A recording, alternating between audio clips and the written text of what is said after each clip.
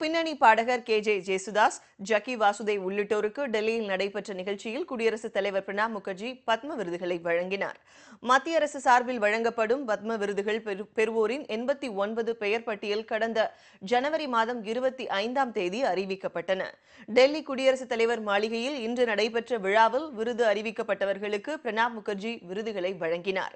பின்னணி பாடகர் ஜேசுதாஸ், ஜக்கி வாசுதேவ், சரத் பவார், முரளி மனோகர் ஜோஷி உள்ளிட்ட 7 பேருக்கு பத்ம விபூஷன் விருதுகள் வழங்கப்பட்டன. தமிழகத்தைச் சேர்ந்த மறைந்த பத்திரிகையாளர் சோ ராமசாமி உள்ளிட்ட 7 பேருக்கு பத்மபூஷன் விருதுகள் வழங்கப்பட்டன. சோ ராமசாமியின் சார்பில் அவரது மனைவி சவுந்தரா ராமசாமி விருதை பெற்றுக் கொண்டார். பாராலிம்பிக் போட்டியில் தங்கம் வென்ற தமிழக வீரர் மாரியப்பனுக்கு பத்மஸ்ரீ விருது வழங்கப்பட்டது. விளையாட்டுத் துறையில் சாதனை புரிந்த கிரிக்கெட் வீரர் விராட் கோலி, ஹாக்கி வீரர் ஸ்ரீஜோஸ் உள்ளிட்ட 8 பேருக்கு பத்மஸ்ரீ விருது வழங்கப்பட்டது. ரியோ ஒலிம்பிக் மல்யுத்த போட்டியில் வெண்கலப் பதக்கம் வென்ற சாக்சி மாலிக் மற்றும் ஜிம்னாஸ்டிக் போட்டியில் 4வது இடம் பிடித்த அசத்திய தீபா கர்மாக்கர் ஆகியோர் குடியரசுத் தலைவர் பிரணாப் முகர்ஜியிடமிருந்து பத்மஸ்ரீ விருது பெற்றனர். இதனைத் தொடர்ந்து ரியோ பாரா ஒலிம்பிக் உயரம் தாண்டுதல் போட்டியில் தங்கம் வென்று சாதனை படைத்த தமிழக வீரர் மாரியப்பனுக்கு பத்மஸ்ரீ விருது வழங்கப்பட்டது.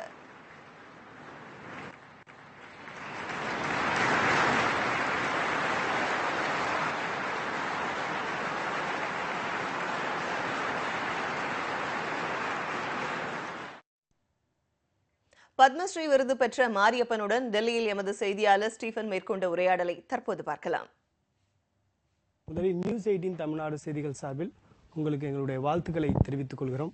இன்றைக்கு முதல் முறையாக மிகப்பெரிய விருது ஜனாதிபதி கையில் இருந்து பெற்றிருக்கிறீர்கள், பத்மஸ்ரீ விருது.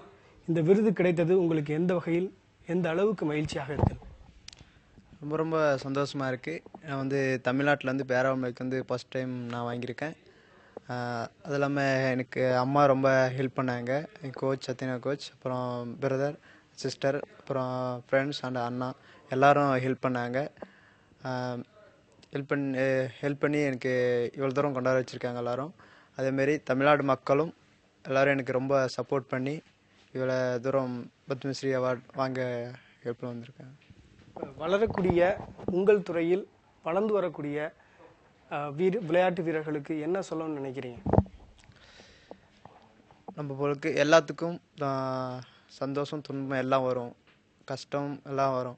ஆனால் அதை எதுவும் நினச்சி பார்க்காதீங்க. ஃப்ரீ மைண்டோட எல்லாம் பண்ணுங்க. நம்மளால் முடியாது எதுவும் இல்லை. இப்போ உங்களுடைய வாழ்க்கை வரலாறே ஒரு படமாக மாரியப்பன்ற பேரில் எடுத்துகிட்டு இருக்காங்க. இந்த படம் எந்த அளவுக்கு முடிவு பெற்றிருக்கு, அதில் நீங்கள் நடிக்கிறீங்க? இல்லை, என் மூவியில் நான் ஒன்றும் நடிக்கலை. ஏன்னா எனக்கு வேர்ல்டு சாம்பியன்ஸ், ஏசியன் கேம்ஸ்லாம் இருக்குது. அதனால் அதுக்கு ட்ரைனிங்கில் இருக்கேன். அந்த மூவி இன்னும் பேசிகிட்டு இருக்காங்க, இன்னும் கன்ஃபார்ம் ஆகலை. அடுத்தடுத்து என்னென்ன போட்டிகளில் கலந்துக்க இருக்கீங்க, அதை பற்றி சொல்லுங்கள். அடுத்தது வேர்ல்டு சாம்பியன்ஸு, ஏசியன் கேம்ஸ், அடுத்தது ஒலிம்பிக்ஸ், இதிலலாம் இது பண்ணலான்னு இருக்கேன்.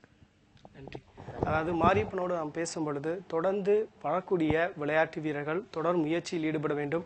அதே போன்று வெற்றியை நோக்கி தனது இலக்காக வைத்து முயற்சிகளை செய்தால் நிச்சயமாக வெற்றி பெற முடியும் என்பது அவருடைய கருத்தாக இருக்கிறது. நியூஸ் 18 தமிழ்நாடு செய்திகளுக்காக டெல்லியிலிருந்து ஒளிப்பதிவாளர் ராமராஜனுடன் ஸ்டீஃபன்.